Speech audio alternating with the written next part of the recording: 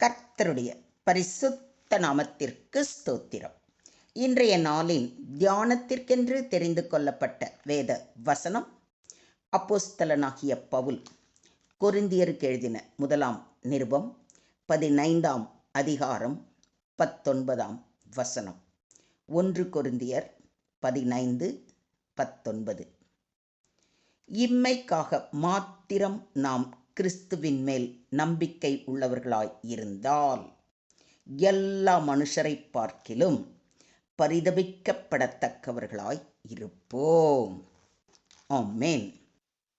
அப்போஸ்தலனாகிய பவுல் உயிர்த்தெழுதல் என்பதே கிறிஸ்தவ விசுவாசத்தின் அடிப்படை என்பதை வலியுறுத்துகிறார். கிறிஸ்து உயிர்த்தெழவில்லை என்றால் விசுவாசிகளாகிய நாம் நம்பிக்கையற்றவர்களை விட மிக மோசமான நிலையில் இருப்போம் என்று தெளிவுபடுத்துகிறார். இம்மைக்காக மாத்திரம், திஸ் லைஃப் ஒன்லி என்றால் என்ன? சிலர் கிறிஸ்துவின் போதனைகளை ஒரு நல்ல வாழ்க்கைக்கான வழிகாட்டுதலாக மட்டும் பார்க்கலாம். அவர்கள் இறப்பிற்கு பிறகு ஏதாவது வாழ்க்கை இருக்குமா என்ற கேள்வியில் உறுதியாக இருக்க மாட்டார்கள். அவர்களின் நம்பிக்கை இந்த உலகத்திற்குள் மட்டுமே கட்டுப்பட்டு விடுகிறது. சில நேரங்களில் சிலர் இயேசுவை ஏற்றுக்கொண்டால் எங்கள் கஷ்டங்கள் நீங்கி சுகமாய் வாழ்வோம் என்ற நம்பிக்கையில் இயேசுவை ஏற்றுக்கொள்கிறார்கள். இதன் மூலம் நமக்கு ஏதும் சௌகரியங்கள் கிடைக்கும் என்று நம்பி செயல்படுகிறார்கள். கிறிஸ்துவின் மீது நம்பிக்கையுடன் வாழ்கிறவர்களாகிய நாம் உயிர்த்தெழுதல் இல்லை என நம்பினால் ஏமாற்றத்துக்குரியவர்களாகி விடுவோம். ஏனெனில் நாம் உலக நலன்களுக்காக வாழாமல் கிறிஸ்துவுக்காக துன்பங்களை சந்தித்து வாழ்கிறோம். இந்த உலக வாழ்க்கை முடிந்தவுடன் எதுவும் கிடைக்காது என்றால் நாம் மிகுந்த இழப்பில் இருப்போம். இதனால் உலகத்தாரே நம்மை பார்த்து பரிதவிக்கச் செய்வார்கள். அப்படியானால் உண்மையான நம்பிக்கை என்ன?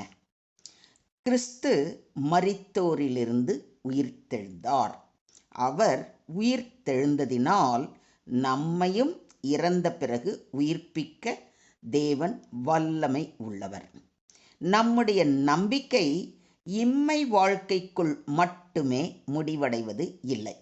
நித்திய வாழ்க்கைக்கான உறுதியும் அதில் உள்ளது. ஆகவே நம்முடைய விசுவாசம் வெறும் இந்த உலக வாழ்க்கைக்கான நன்மைகளுக்காக இருக்காமல் பரலோக ராஜ்யத்திற்காகவும் இருக்க வேண்டும். இந்த உலக வாழ்க்கை மட்டுமே இருக்கிறது என்று நம்பினால் கிறிஸ்துவில் நம்பிக்கை வைத்திருப்பது ஏற்றுக்கொள்ள முடியாத ஏமாற்றம் ஆகிவிடும். ஏனெனில் விசுவாசிகள் பலர் துன்பங்கள், கஷ்டங்கள், தியாகங்கள், இன்னல்கள் அனுபவிக்க நேரிடுகிறது. ஆனால் நம்முடைய நம்பிக்கை இந்த உலகத்திற்காக மட்டுமல்ல, நித்திய வாழ்க்கைக்காகவும் இருக்க வேண்டும். இன்றைய தியான வசனத்தை பவுலடிகளார் 3 முக்கியமான காரணங்களுக்காக கூறுகிறார். முதலாவது, கிறிஸ்தவ விசுவாசத்தின் சாரம் உயிர்த்தெழுதல். கிறிஸ்து எழுந்திருக்கவில்லை என்றால் எங்கள் பிரசங்கமும் விருதா. கிறிஸ்து உயிர்த்தெழவில்லை என்றால் நம் விசுவாசமும் வீணாகிவிடும். நாம் மரணத்திற்கு பிறகு வாழ்வதில்லை என்றால் உலக மக்களை விட நாம் பரிதவிக்கப்படத்தக்கவர்களாகி விடுவோம். நம் வாழ்க்கை இயேசுவுக்காக தியாகமாக இருக்கும் பொழுது உயிர்த்தெழுதல் இல்லாத பட்சத்தில் அது அர்த்தமற்றதாகி விடும். இரண்டாவது, உலக வாழ்க்கை மட்டுமே என்ற எண்ணம் ஏமாற்றம். சிலர் கிறிஸ்துவை ஒரு நல்ல ஆசானாக மட்டுமே பார்க்கிறார்கள். அவர்கள் இயேசுவை ஒரு தரமான போதகர் என்றும் அவர் சொல்லியது நல்லதுதான் என்றும் பார்ப்பார்கள். ஆனால் இயேசு சொன்னதிலிருந்து உயிர்த்தெழுதல் மற்றும் நித்திய வாழ்வு என்ற பகுதியை மறுக்க கூடாது. மூன்றாவது, உயிர்த்தெழுதல் உண்மை என்றால் நம் நம்பிக்கை நியாயமானது. கிறிஸ்துவோ மரித்தோரிலிருந்து எழுந்து நித்திரை அடைந்தவர்களின் முதற் பலன் ஆனார். மனுஷனால் மரணம் உண்டானபடியால் மனுஷரால் மரித்தோரின் உயிர்த்தெழுதலும் உண்டாயிற்று. ஆதாமுக்குள் எல்லாரும் மரிக்கிறது போல கிறிஸ்துவுக்குள் எல்லாரும் உயிர்ப்பிக்கப்படுகிறார்கள். கிறிஸ்து உயிர்த்தெழுந்ததுண்டானால் உயிர்த்தெழுந்ததன் மூலம் நாமும் நித்திய வாழ்வை பெறுவோம் என்று மேற்கூறிய வசனங்கள் உறுதிப்படுத்துகின்றன. நம் தியாகங்கள் வீணாகாது. நாம் அனுபவிக்கும் துன்பங்கள் எதுவும் வீணாகாது. இம்மை வாழ்க்கை மட்டுமல்ல, இறைவனின் ராஜ்யத்திலும் நமக்கு பங்கு உண்டு. இதை விசுவாசிக்கிறீங்களா? உலக மனிதர்கள் வாழ்க்கையை கேளிக்கையாக மட்டுமே பார்க்கிறார்கள். ஆனால் நம்முடைய நோக்கம் மேலானது. பூமியிலே உங்களுக்கு பொக்கிஷங்களை சேர்த்து வைக்க வேண்டாம், பரலோகத்திலே உங்களுக்கு பொக்கிஷங்களை சேர்த்து வையுங்கள் என்று இயேசு கூறுவதை மத்தேயு எழுதின நற்செய்தி நூல் 6ஆம் அதிகாரத்தில் வாசிக்கிறோம். நம் நம்பிக்கை இந்த உலக வாழ்க்கைக்குள் மட்டுமே இருக்கக்கூடாது. நாம் பரலோகத்தின் பூரண ஆசீர்வாதங்களையும் நோக்க வேண்டும்.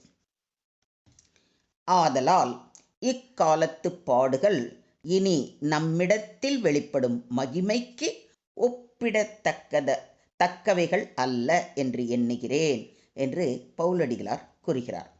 நாம் கஷ்டப்பட்டாலும் நம்முடைய நம்பிக்கை நித்திய மகிமையின் பேரில் இருக்க வேண்டும். நாம் அனுபவிக்கும் கஷ்டங்கள் நிலையற்றவை, ஆனால் நம்முடைய பரலோக வாழ்வு நிலையானது. அதனால்தான் அப்போஸ்தலனாகிய பவுல், நம் குடியிருப்போ பரலோகத்தில் இருக்கிறது, அங்கே இருந்து கர்த்தராயிருக்கிற இயேசு கிறிஸ்து என்னும் இரட்சகர் வர எதிர்பார்த்து கொண்டிருக்கிறோம். அவர் எல்லாவற்றையும் தமக்கு கீழ்ப்படுத்தி கொள்ளத்தக்க தம்முடைய வல்லமையான செயலின்படியே நம்முடைய அற்பமான சரீரத்தை தம்முடைய மகிமையான சரீரத்திற்கு ஒப்பாக மறுரூபப்படுத்துவார் என்று உறுதி அளிக்கிறார். மொத்தத்தில் இன்றைய தியான வசனம் மூலம் நாம் கற்றுக்கொள்ளும் பாடம், நாம் கிறிஸ்துவின் மீது வைத்திருக்கும் நம்பிக்கை இந்த உலக வாழ்க்கைக்குள் மட்டுமே முடிவடையக்கூடாது.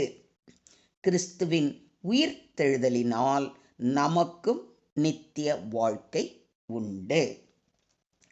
இதை உணராமல் ஒருவன் கிறிஸ்துவை வெறும் ஒரு தத்துவம் போல மட்டுமே பார்த்தால் அவன் எல்லாரையும் விட பரிதவிக்கப்படத்தக்கவன் என்று வேதம் திட்டவட்டமாக கூறுகிறது. ஸோ இப்போ உங்களுக்கு நல்லா புரிஞ்சிருக்கும்னு நினைக்கிறேன், இல்லைங்களா?